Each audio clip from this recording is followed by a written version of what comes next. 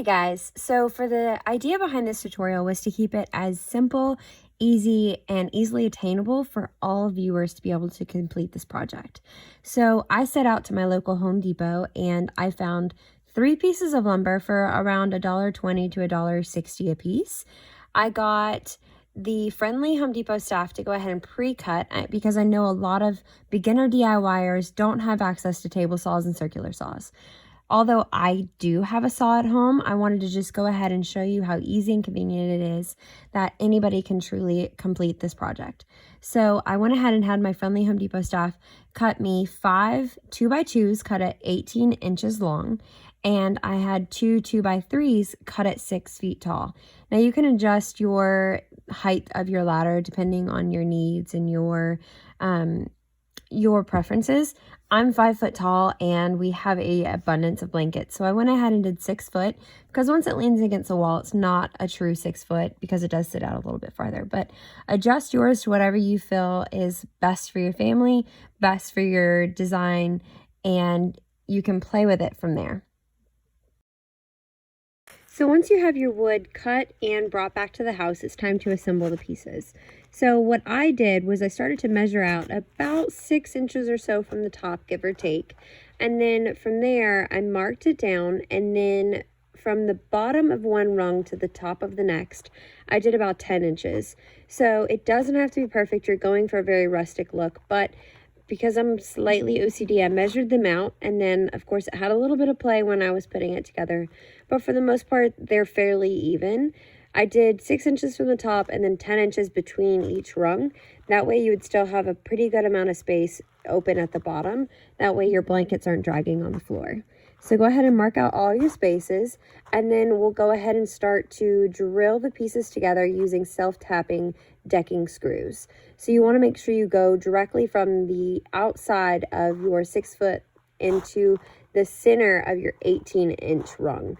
You don't want to miss it, otherwise you're not going to have a strong enough, sturdy enough to hold onto these heavy blankets. So make sure you're using your care, don't drill through your finger, and go straight through the middle of your out into the inside of your middle rung.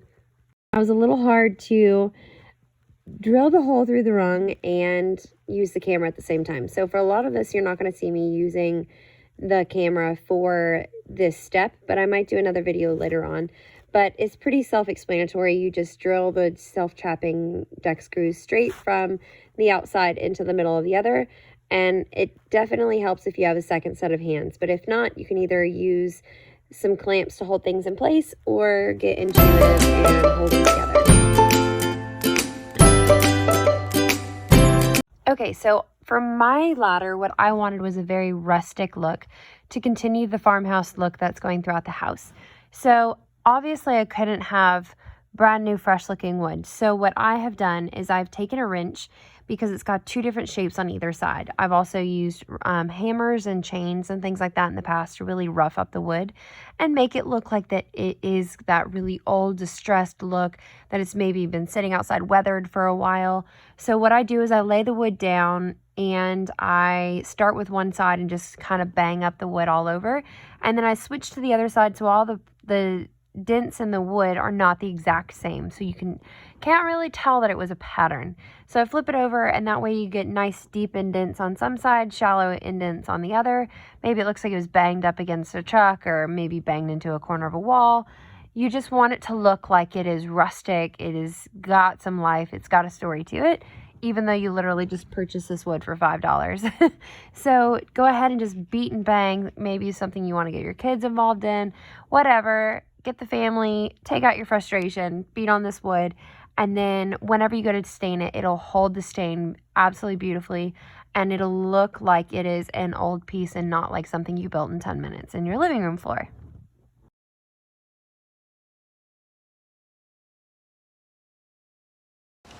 So for today's project, we're going to be using a early American wood stain.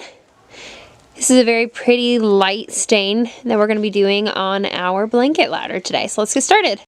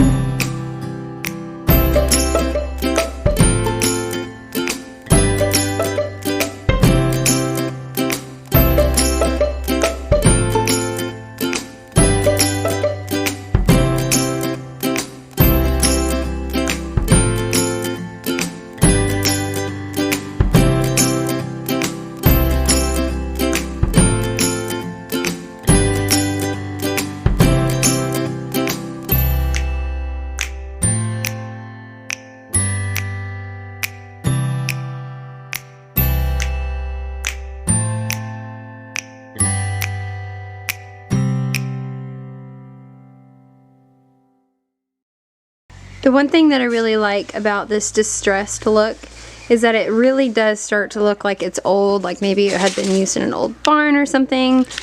I especially love the way stain, and this is why I prefer stain over paint, is that whenever you go to use paint, it doesn't quite fill in and take over on all of the details. It kind of just masks them, fills them in a little bit. But with stain, all of the distressing really stands out. So if you decide to do this project, what I did is I took a wrench to it. I did video that. I'm not sure if I'll add it in or not because I had kids going crazy.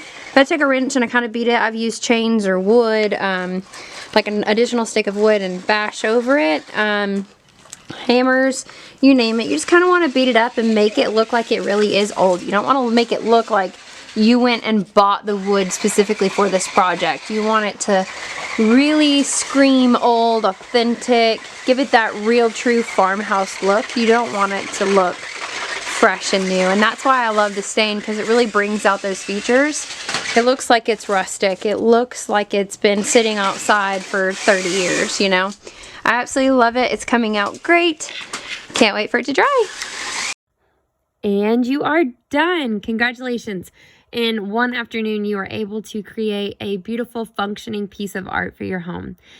As always, make sure you like the video, subscribe, and hit the bell so you get notifications when I make a new video. Hopefully on the next one, my voice will be back and I won't be so hoarse. But if you are not already, make sure you are liking and following our Instagram and Facebook page so you can get up to date on all the newest videos and tutorials. And if you decide to try this project out, please be sure to send me a picture or tag me in it on Instagram. I would love to see your beautiful creations.